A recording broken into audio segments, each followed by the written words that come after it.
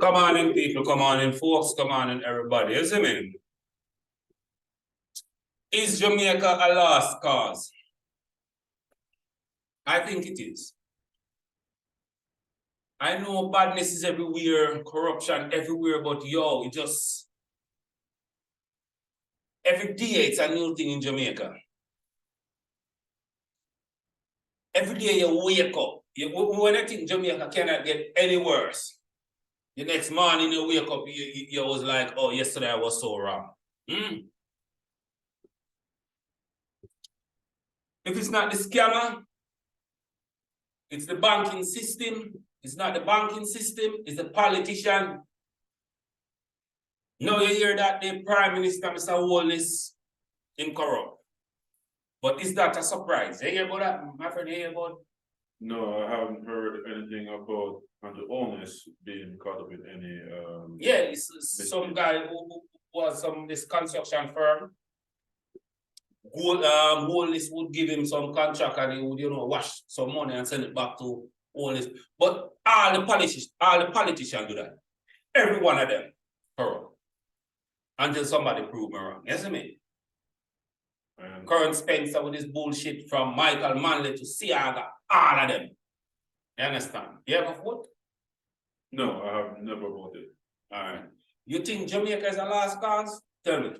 No, I don't believe we have passed the point of no return. It's a hard word back, but I still believe we have a lot of Jamaicans who want to see Jamaica on the right path and who are willing to do the right thing on a daily basis. But you said it's not too far gone. What else can happen in Jamaica for you to say, yo, we reached the bottom of the bottom? What else can happen? When we all don't care. But we already don't care. No.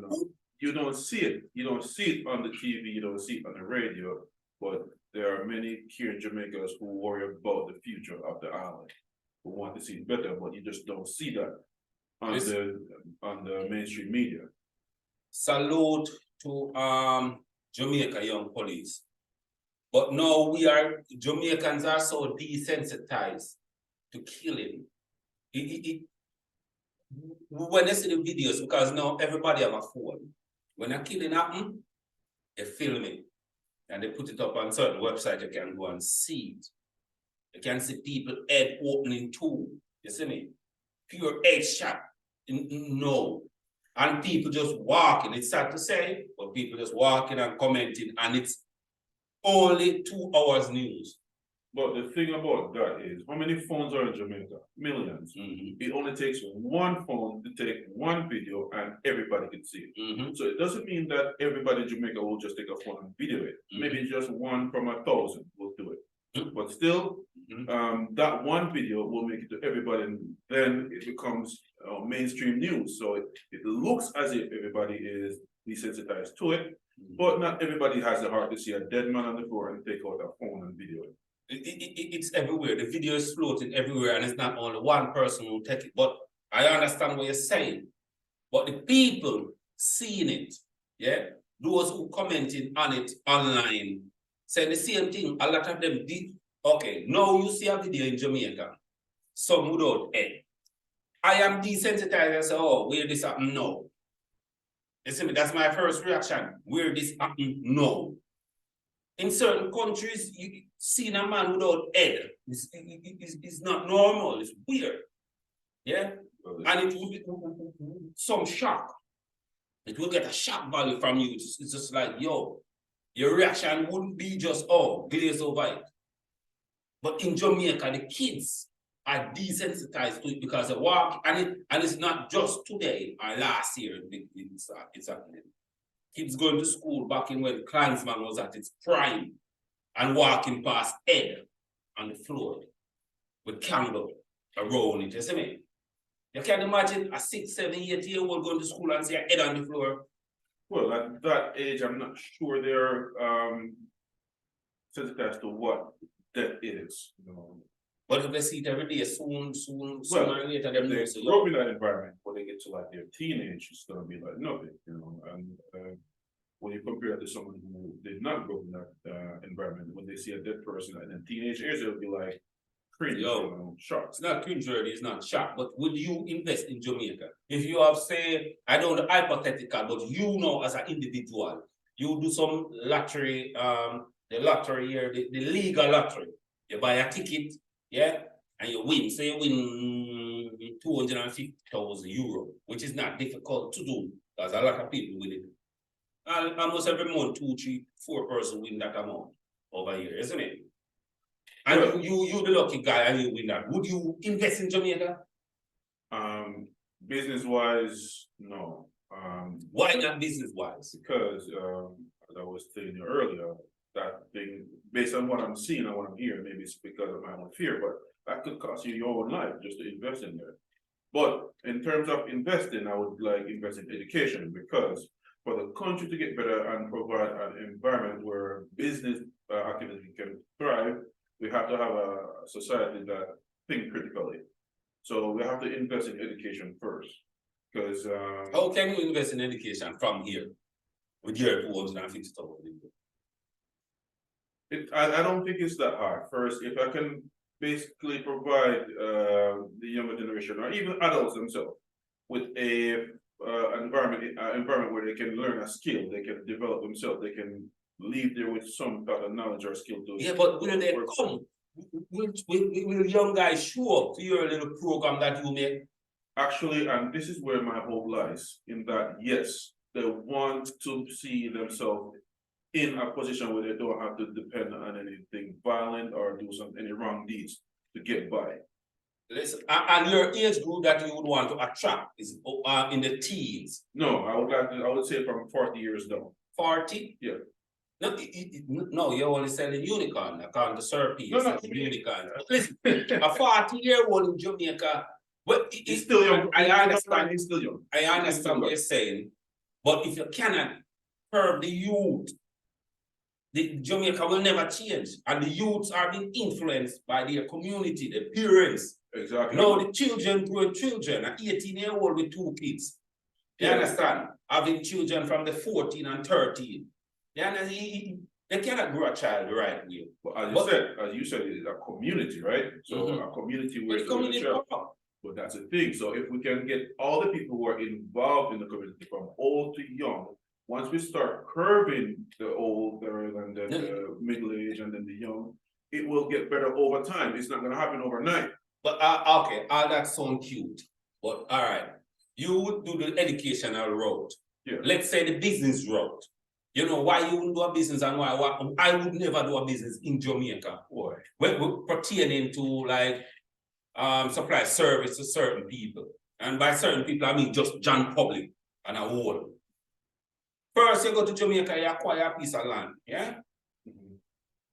Extortion coming from the ground. Yeah. First, you acquire a piece of land, you have to make sure you get a lawyer. Because they will sell a bundle of land right off the bat. Just to acquire the land, you have to pay some money. You see me? After that, you start build, extortion man come in. You already get extorted from the government, from some guy who tell you, yo, forget this land, you have to pay a certain little amount to me and this and that and third, isn't it? You finally get the land, start build, the community done.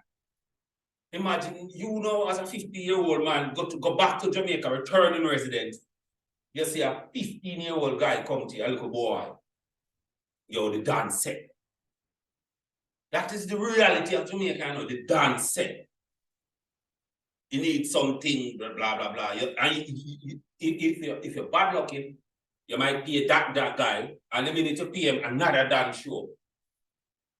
You dig the foundation, you cannot get a premix and rate it, you have to pay the community, pay the dance to get some guy. It's just extortion straight out. You finally get your business up and running, but for your safety and your employee safety, you have to get some guys. You just come like a cow. And they come milk it every day. You have to make. So why put yourself through that bullshit? Isn't it? Yeah, it's just headache. Would never headache. It's just headache. So, while if you're here, you're in this country and you start a business. That's what I said. No extortionists. Not one. You have to pay a heavy tax, but that's just how it is. You get your accountant and every year you get back some money, isn't it?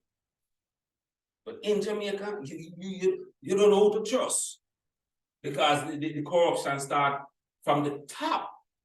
The top of the top of the top, it starts. And it trickles down to the community, to the babe and suckling. You see me? So is Jamaica worth it?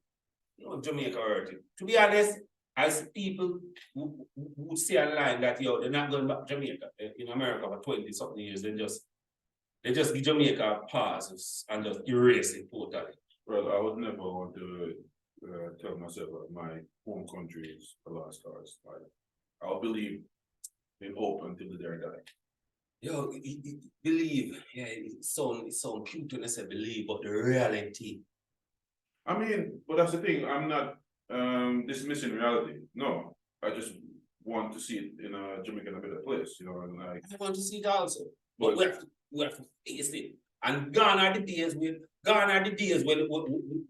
people can tell you, yo, you mix up in something, that's why they come for you. No, that don't work anymore. You see me? The targeting, returning resident. I'm telling you. So you can just be either at the wrong place, wrong time, or somebody just start preview and say, yo, that guy buy some land over there. You understand? Maybe go, they just start watching. Yeah, and when they catch you slipping, they come in. If you don't have nothing, they might kill you. So trouble come find you at your doorstep. So gone are the days when you can say, yo, you don't want to mix up. You don't mix up at all. That's bullshit. You see me? Well, that's really sad. Yeah, it's really sad. Of course it's sad. And I understand. I used to speak like you, saying, yo, stop saying you're never going back to Jamaica. Stop saying you're not investing in Jamaica. But no, you have to pre. Now you're getting older, you have to be like, yo, is it really worth it? Because you have go to Jamaica, start a business, you're putting a life at risk. That's it. I mean, like, the honest truth. Well, because like when I was young, growing up, and I was like, yeah, if I go live in the foreign, you know, the main reason for that is go earn so I can actually come back home and, you know, live a nice life and retire in Jamaica. I think most people, especially in my age, when they had the mind to leave Jamaica, didn't have the intention to actually go to foreign and stay there. Most people had the intention to leave, earn some money, and build a nice financial independence, and then return. And you know who messed you up at Jamaica? Family, friends. It's real. They set you up. Well, if that's really true, then not if it's true, that's just the way it is, my friend. I'm telling you, yo, I understand now why some people say they never will go back. I cannot say that, but you have to rethink. You have to rethink. Is Jamaica savable? Is it too late for Jamaica? Comment, let me know. Like, share, and subscribe. Big up. Till next time.